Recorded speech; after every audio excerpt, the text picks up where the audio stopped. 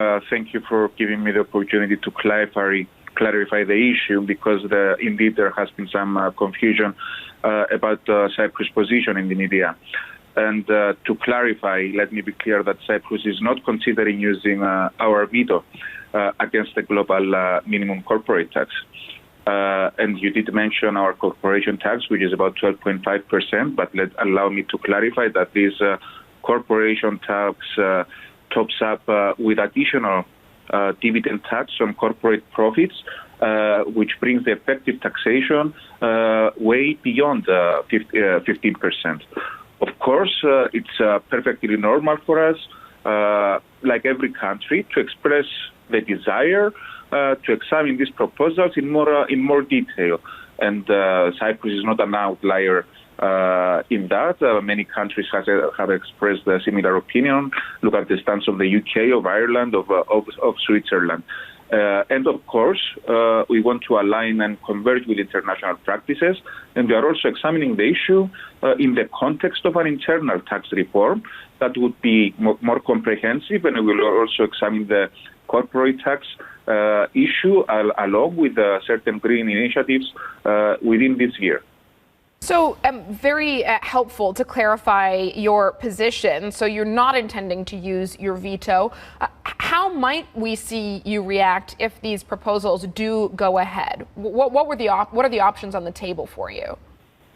The options are on the table. First of all, we have to examine. We have to see the details, like every other country. We have to make sure that we achieve a level playing field in the international field between all actors, and this is very important for us.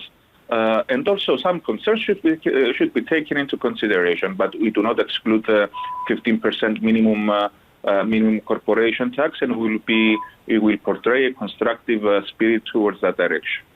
You talk about the potential to approach tax reform from an internal perspective.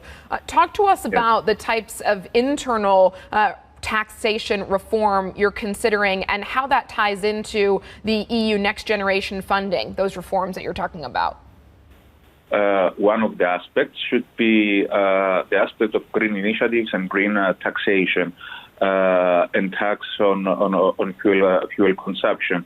A second element would be to reassess the corporation tax and the effective tax in relation to the nominal taxation of Cyprus, and make it abiding by the principles of taxation for simplicity and transparency. And a third element should be perhaps to reevaluate certain brackets of the income reform. So we haven't had a tax reform for the past, let's say, 20 years.